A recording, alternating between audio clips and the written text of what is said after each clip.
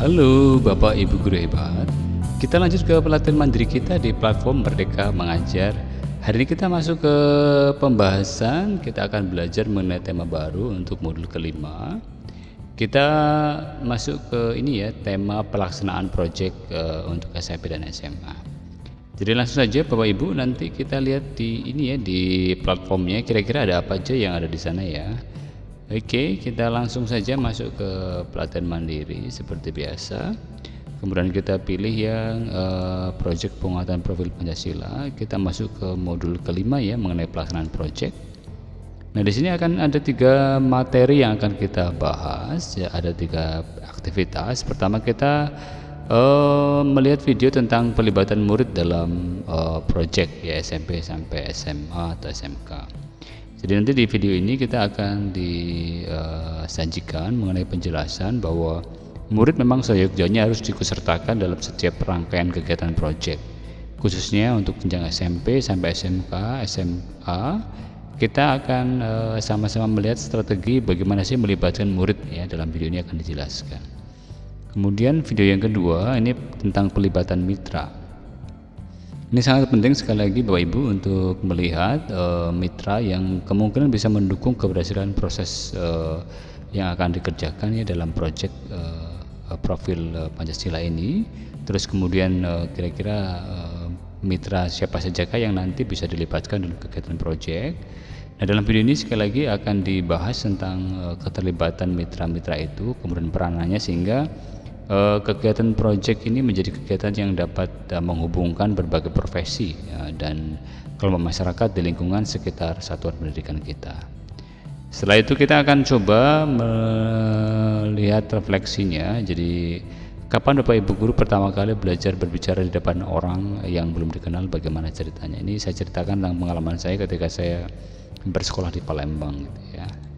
Kemudian untuk yang berikutnya ini mengenai peran guru dan pada pembelajaran proyek ya. Jadi ini sebagai pembelajaran dalam video ini menjadi fasilitator ya, tentunya guru mempunyai peran besar dalam mendukung keberhasilan kegiatan proyek.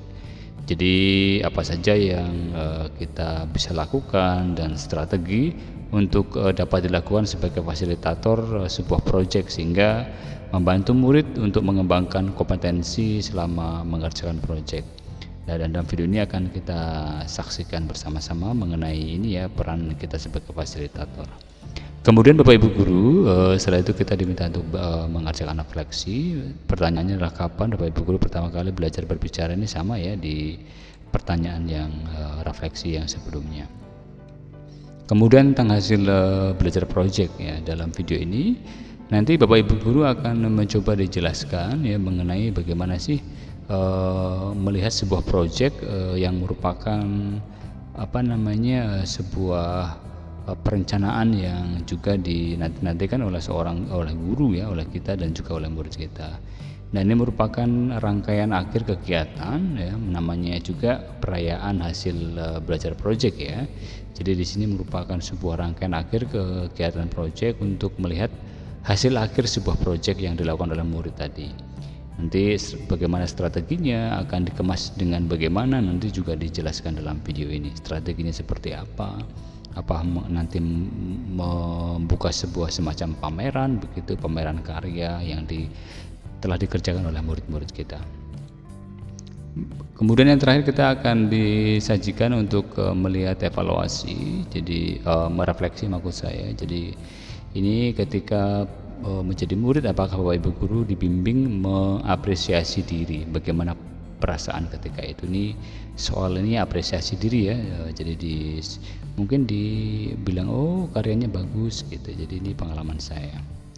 Setelah itu Bapak Ibu Guru kita akan masuk ke pengerjakan post test. Jadi langsung saja ya Bapak Ibunya, kita akan coba kerjakan post testnya. Kira-kira bagaimana bentuk post testnya atau soal-soalnya kita bisa lihat. Langsung saja Bapak Ibu kita kerjakan ya. Ini ada 8 pertanyaan. Yang pertama, untuk membantu murid mengaplikasikan kemampuannya di dunia maya, maka murid dapat diberikan kesempatan untuk berpartisipasi aktif sebagai bagian dari masyarakat. Sebagai tim fasilitator project, hal yang dapat kita lakukan dalam melibatkan mitra terkait yang berhubungan dengan tema project. Pernyataan di atas salah atau betul? Jadi kalau kita lihat mengenai peran kita sebagai fasilitator ya, maka jelas ini adalah pernyataan yang benar. Kemudian yang kedua, sebagai fasilitator project, kita dapat memberikan keterampilan proses inquiry kepada murid-murid untuk mendukung kegiatan project. Berikut adalah tahapan yang tidak termasuk dalam tahapan proses tersebut: bertanya, bermain, investigasi, refleksi, dan evaluasi. Saya kira ini sudah cukup jelas ya kalau kita lihat, karena memang yang dicari adalah pengecualiannya gitu. Jadi tentu pengecualiannya adalah bermain, Bapak Ibu guru ya. Kemudian berikutnya pada nomor 3, kegiatan belajar project sudah hampir selesai. Kini saatnya murid-murid melakukan perayaan hasil belajar projectnya. Mereka tidak dilibatkan untuk menentukan jenis perayaan dan juga tidak tahu siapa saja aktor yang memberikan apresiasi dan melakukan evaluasi kepada murid sesuai dengan hasil akhir projectnya. Dari pernyataan di atas, apa yang bisa kita perbaiki terkait perayaan hasil belajar project murid? A. Murid dilibatkan dalam menentukan jenis perayaan.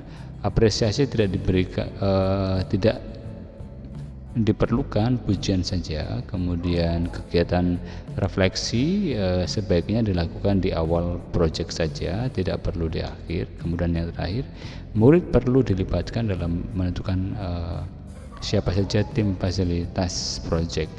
Jadi kita melihat situasi demikian. Jadi yang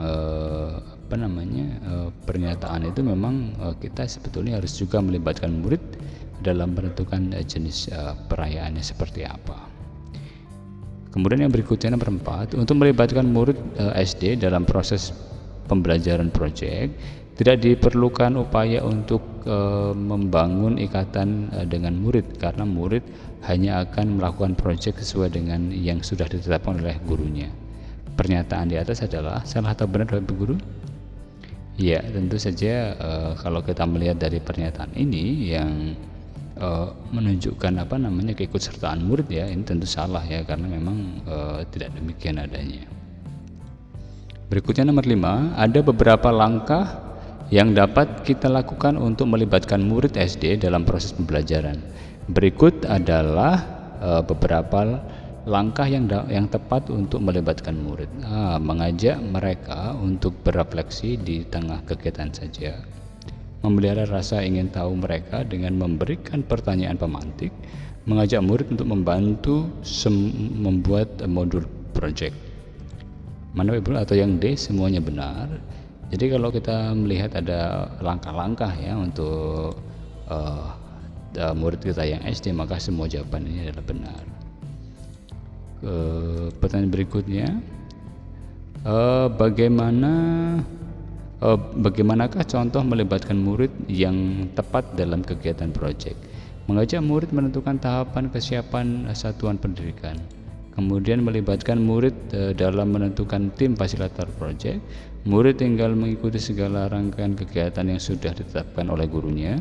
Melibatkan murid dalam mengelola data dan umpan balik dari teman-teman dan guru. Jadi ini yang bisa dilakukan oleh murid ya dalam kegiatan proyek. Melibatkan murid dalam mengelola data dan umpan balik dari teman-teman dan gurunya.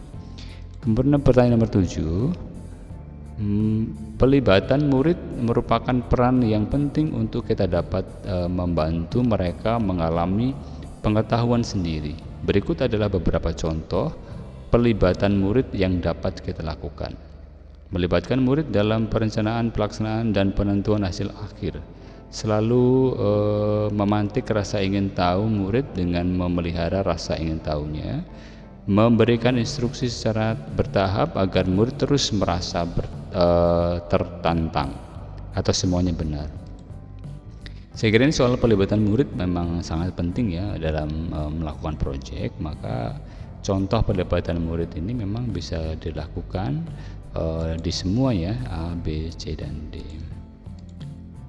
Kemudian berikutnya, pertanyaan terakhir, Bu Margaret mengajukan pertanyaan pemantik untuk memantik rasa ingin tahu murid ya. Sebentar. Rasa ingin tahu murid sehingga murid semakin terlibat dalam proses pembelajarannya. Jika tema yang diambil adalah terkait dengan kearifan lokal, bentuk pertanyaan pemantik yang tidak tepat adalah ini yang tidak tepat Bapak Ibu guru ya. Apa kearifan lokal di daerah masih perlu dipertahankan di tengah perkembangan dunia yang sudah semakin maju dan modern? Mengapa? Menurutmu apa saja kearifan lokal di daerah yang perlu dilestarikan? Menurutmu sejauh mana peran generasi muda dalam melestarikan kearifan lokal daerah? Kemudian yang keempat, apakah kamu sudah puas dengan budaya daerahmu? Jadi kalau kita lihat pertanyaan seperti ini, karena yang ini soal kearifan lokal, maka kita harus membuka dengan pertanyaan yang terbuka ya. Jadi ini meminta pendapat soal kearifan lokal, tentu yang C lah yang paling tepat. Demikian Bapak Ibu guru yang bisa kita kerjakan untuk modul kelima ini. Nanti kita akan lanjutkan di modul yang keenam karena kita punya modul ketujuh. Oke Bapak Ibu, hebat, luar biasa, kita sudah menyelesaikan di pembelajaran di modul kelima topik proyek penguatan profil pelajar Pancasila dan dengan tema pelaksanaan proyek. Oke, sampai ketemu di video selanjutnya Bapak Ibu guru. Sampai ketemu, bye bye, God bless.